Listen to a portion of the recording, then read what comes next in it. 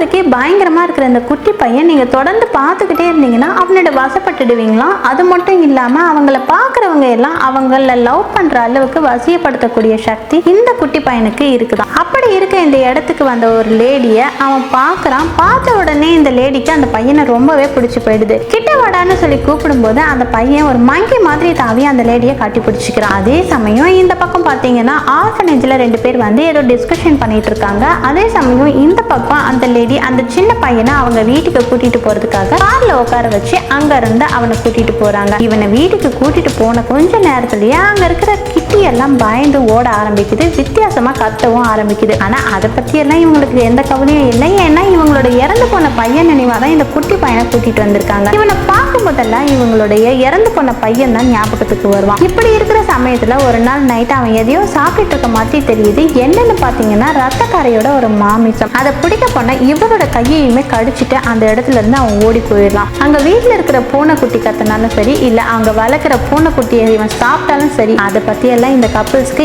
எந்த கவலையும் இல்லை. ஏன்னா இவங்களோட கவனம் முழுக்க இந்த பையனை எப்படியாச்சும் சந்தோஷமா வளர்க்கணும் அப்படின்றதுதான். ஒரு நாள் அந்த பையனுக்கும் இவங்களோட இறந்து போன பையனுக்கு அடிபட்ட அதே இடத்துல தலையிலேயே அடிபட்டுறது. இதை பார்க்கும் போதெல்லாம் அவங்க அம்மாவுக்கு அவங்களோட இறந்து போன பையன் ஞாபகம் வந்துகிட்டே இருக்கு. அதனால இந்த பையனை எப்படியாச்சும் நல்லபடியா வளர்க்கணும்னு சொல்லிட்டு அவங்களோட எண்ணம் ரொம்பவே உயர்ந்ததாவே இருக்கு. இப்படி இருக்கிற சமயத்துல தான் பாத்தீங்கன்னா அவங்க வீட்டுல இருந்து வெளியே போறாங்க. அப்ப பக்கத்துல இருக்கக்கூடிய பசங்க கூட விளையாடுறதுக்காக அனுப்புறாங்க. அங்க இருக்கிற பசங்க எல்லாம் இவனை வித்தியாசமா ட்ரீட் பண்றாங்க. அது மட்டும் இல்லாம அவனை ட்ரீட் பண்றத பாத்தீங்கன்னா ரொம்பவே மோசமா இருக்கு. ஒரு கட்டத்துக்கு மேல அந்த பையனால இதெல்லாம் பொறுத்துக்கவே முடியல. அதனால அங்க இருக்கிற பையனோட கழுத்தையே பிடிச்சி கடிச்சு சாப்பிட ஆரம்பிக்கிறான். இந்த கொடூரமான விஷயத்தை பார்த்து அங்க இருக்கிற எல்லாருமே பயந்து ஓடி போயிடுறாங்க. இதுக்கு மேல தாங்க முடியாதுன்னு சொல்லி அந்த பையனோட அப்பா என்ன பண்றாங்கன்னா மெடிக்கல் டெஸ்ட் பண்றதுக்காக ஹாஸ்பிட்டலுக்கு கூட்டிட்டு போறாங்க. கொஞ்ச நாள்ல இவங்களுக்குமே குழந்தை உருவாகுது. அப்படி ஒரு நாள் ஹாஸ்பிட்டலுக்கு செக்அப்க்கு போகும்போது இந்த குட்டி பையன் அம்மா வயித்துல இருக்கிற அந்த குட்டி பாப்பாவை அல்ட்ராசவுண்ட் வழியா பார்த்துட்டு இருக்கான். அப்ப அவனுக்கு பார்க்க ஏதோ ஒரு மாதிரி கோவம் வருது. அவன் அவங்க வயிற்றுலயே அடிச்சுட்டு அங்க இருந்து கிளம்பி போயிடுறான். அடுத்ததான் மால்ல ஷாப்பிங் போறாங்க.